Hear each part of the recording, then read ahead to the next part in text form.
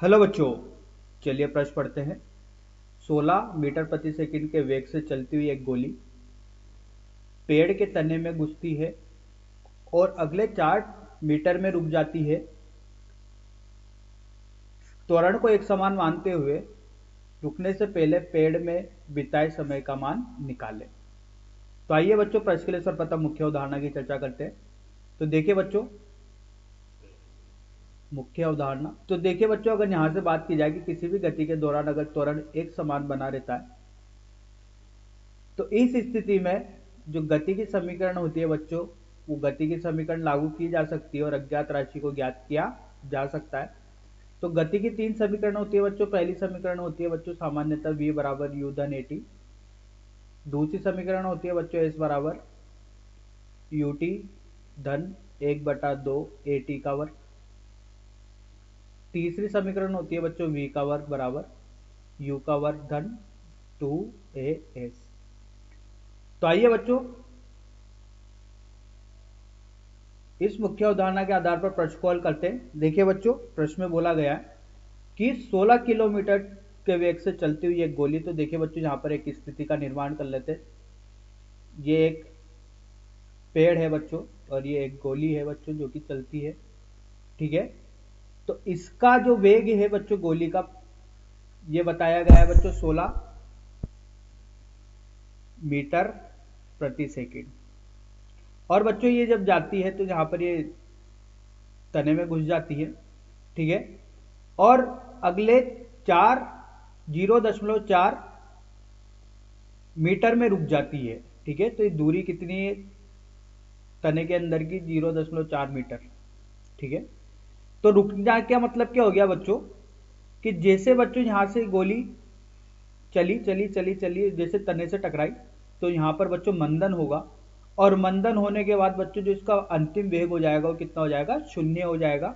और ये दूरी हो गई है बच्चों 0.4 मीटर। तो तने के अंदर इसने दूरी तय की गई है वो 0.4 मीटर है। तो देखिए बच्चों, यहां से गति की जो समीकरण है तृतीय समीकरण का प्रयोग करते हैं और बच्चों त्वरण का मान ज्ञात करते हैं कि कितना त्वरण से मंदित हुई है। तो तृतीय समीकरण, तो देखिए यहाँ से अंतिम वेग का मान बच्चों 0 हो गया। प्रारंभिक वेग का यहाँ पर 16 का वर्ग हो गया। यहाँ से बच्चों 2a का मान ज्ञात करना है और s का मान है 0.4। तो देखिए बच्चों, जब इसको हल करते हैं यहाँ से a का मान निकल के आता है बच्चों। देखिए जो a का मान निकल के आता है बच्चों, आता है ऋणात्मक 520 मीटर प्रति सेकंड वर्ग। बच्चों ऋणात्मक चिन्ह ये बता रहा है कि